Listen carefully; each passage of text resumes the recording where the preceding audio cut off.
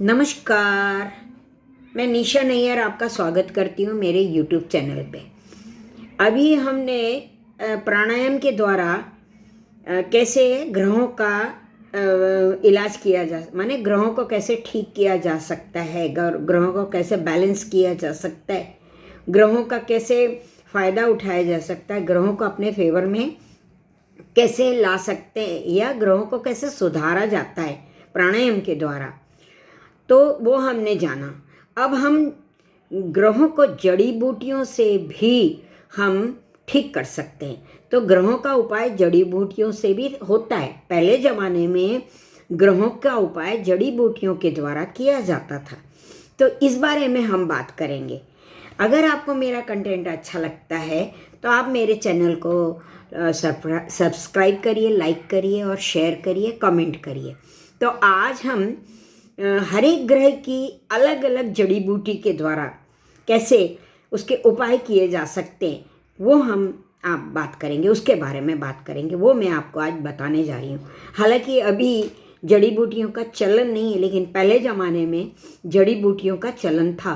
और अभी भी जो पुराने एस्ट्रोलॉजर हैं, जो बहुत बरसों से प्रैक्टिस कर रहे हैं, वो जड़ी बूटियों का भी उपयोग करते हैं। तो मैं तो करती हूँ।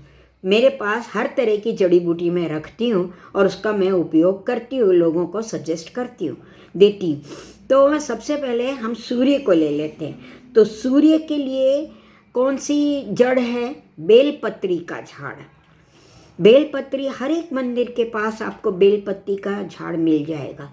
तो उसकी जड़ का उपयोग सूर्य के लिए किया जाता है।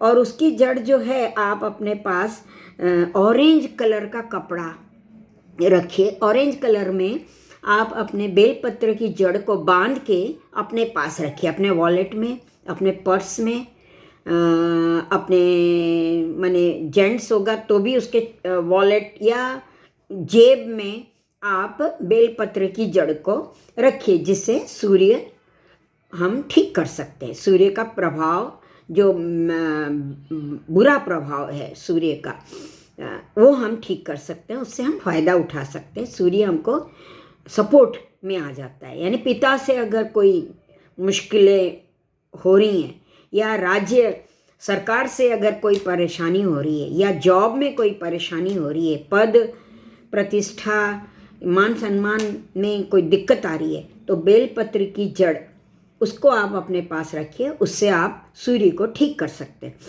अब हम ले लेते हैं चंद्रमा। जो चंद्रमा के लिए खिरनी की जड़, उसे सफ़ेद कपड़े में बांधकर अपने जेब में, अपने वॉलेट में, अपने पास किसी भी तरह खिरनी की जड़ आप अपने पास रखिए, या गले में उसका ताबीज़ बना के गले में पहन लिए, हाथ में बांध लीजिए, तो चंद्रमा ठीक होता है खिरनी की जड़ से। अब उसके बाद आते हैं हम मंगल के ऊपर। तो मंगल के लिए अनंत मूल की जड़। तो अनंत मूल की जड़ आप लाल कपड़े में बांध के अपने पास रखिए, जिससे मंगल को ठीक किया जा सकता है। जैसे किसी का बहुत घाटड़ी है मंगल, या बोलते हैं बहुत स्ट्रॉन्ग मंगल जिनका होता है, और शादी में प्रॉब्लम आता है, जैसे लड़की मांगलिक हुई और बहुत भारी मंगल है, तो मंगल दंगल कराता है। तो उसलिए मंगल को जो है ना ठीक करने के लिए अनंत मूल की जड़ का हम सजेस्ट करते हैं मंगल को ठीक करने के लिए। अब आते हैं हम गुरु के लिए।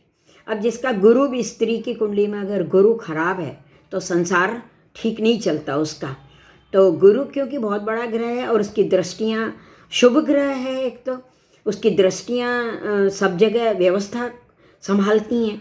तो गुरु अगर स्त्री की कुंडली में खराब बैठा हुआ है, तो उसे सांसारिक सुख मिलने में कठिनाई होती है, संसार उसका ठीक नहीं चलता, पति का सुख जिसे बोलते हैं वो नहीं प्राप्त होता है। तो इसके लिए केले की जड़, हम बोलते हैं कि केले की जड़ को आप अपने पास रखिए। अब आते हैं हम बुध के ऊपर। तो बुध को ठीक करने के लिए बिंधारा नाम का एक पेड़ होता है, जो आप ने किसी पंसारी की दुकान में, या जो आयुर्वेदिक दुकान होती है, आयुर्वेदिक दवाइयाँ रखते हैं, उनके पास ये बिंधारा की जड़ आपको मिल जाएगी और उसे आप हरे कपड़े में बांध कर अपने पास रखिए।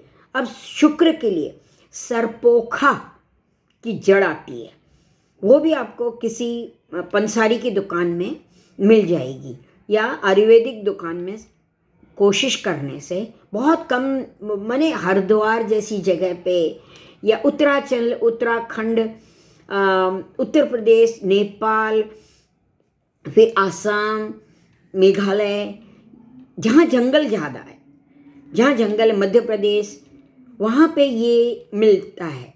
सरपोखा बोलते हैं उसे, उसकी जड़। अब शनि के लिए धतूरे की जड़, उसे आपको अपने पास रखना चाहिए नीले कपड़े में बांध कर। शुक्र का सफ़ेद कपड़ा, शुक्र के लिए सफ़ेद कपड़े में सरपोखा की जड़ आप रखिए। अब आते हैं राहु। राहु के लिए नागरमोथा, आपने नाम सुना होगा, ये बहुत कॉमन है। नागरमोथा की जड़ आप नीले कपड़े में बांध के, गले में बांध के रखिए, बाजू पे बांध के रखिए, आम पे, तो तावीज़ बना के नागरमोथा की जड़ आप बांध के रखिए, उससे राहु शांत होता है। फिर आते हैं केतु। केतु के लिए अश्वगंधा की जड़, उसे आप गले में तावीज़ बना के या हाथ में आप बांध के रखिए नीले कपड़े में, वो भी नीले कपड़े में। तो इस तरह से हम जड़ों के द्वारा भी ग्रहों के उपाय कर सकते हैं। तो जैसे प्राणायाम के द्वारा ग्रहों का उपाय होता है, इतना सिंपल है, सब कुछ सिंपल है, घर में ही सब कुछ है। तो प्राणायाम के द्वारा भी ग्रहों के इलाज होते हैं और ये जड़ों के द्वारा भी ग्रहों के इलाज होते हैं। रत्न तो बहुत महंगे हो जाते हैं, हर एक इंसान रत्न एफर्ड नहीं कर सकता, हर एक के लिए रत्न अब सूर्य के लिए माणिक कहाँ लेने जाएगा एक गरीब इंसान, लेकिन बेलपत्र की जड़ तो उसे मिल जाएगी ना। तो मेरे कहने का मतलब ये है कि हर जगह रत्न सजेस्ट करना अच्छी बात नहीं है। गरीब इंसान क्या करेगा, वो रत्न नहीं, उसको तो रत्न माणिक बहुत महंगा है, पुखराज बहुत महंगा है, नीलम बहुत महंगा है, तो वो कहाँ से लेने जाएगा रत्न। तो रत्न के द्वारा भी ग्रहों के इलाज होते हैं, तो जड़ों के द्वारा भी ग्रहों का इलाज होता है। तो ये मेरा एक शॉर्ट वीडियो था। मैं आज प्राणायाम और ये जड़ी बूटियों के ऊपर बोलना ही चाहती थी, क्योंकि बहुत टाइम से मेरे पास ये नोट्स पड़ी हुई थी, जिसको मैं आज लेके बैठी थी, खिलार रही थी अपनी पुरानी नोट्स, क्योंकि मैं 40 साल से प्रैक्टिस कर रही हूँ। तो ये मैं आज सोचा कि मैं ये 2 टॉपिक तो आज लूँगी। तो आज मैंने जड़ों के बारे में और प्राणायाम के बारे में, आपको ग्रहों को कैसे ठीक किया जाता है वो मैंने बताया। हालांकि लोगों को ना महंगे उपाय बहुत अच्छे लगते हैं, बड़े पूजा पाठ करा लो, बड़े दान करा लो, बड़े हवन करा लो। हाँ, हालांकि बहुत सिंपल तरीके से भी ग्रहों के उपाय किए जा सकते हैं और इसमें ज़्यादा पैसा खर्चा नहीं होता। लेकिन आजकल एस्ट्रोलॉजर जो भी हैं, हमारे जैसे नहीं, जो हम पुराने लोग हैं, हम बहुत पुराने लोग हैं, हमको 40-45 साल हो गया एस्ट्रोलॉजी में, अभी भी हम पढ़ रहे हैं, अभी भी मेरा रिसर्च चल रहा है। तो हम लोग जो है ज़्यादातर प्राणायाम या जड़ी बूटियों के द्वारा हम ग्रहों का उपाय करते हैं, और सिंपल होता है, सीधा होता है, सरल होता है, आसान होता है, महंगा नहीं होता है। तो अगर आपको मेरा ये कंटेंट अच्छा लगा, जड़ी बूटियों वाला या प्राणायाम वाला, तो आप मेरे वीडियो को शेयर करिए, लाइक करिए, कमेंट करिए। धन्यवाद।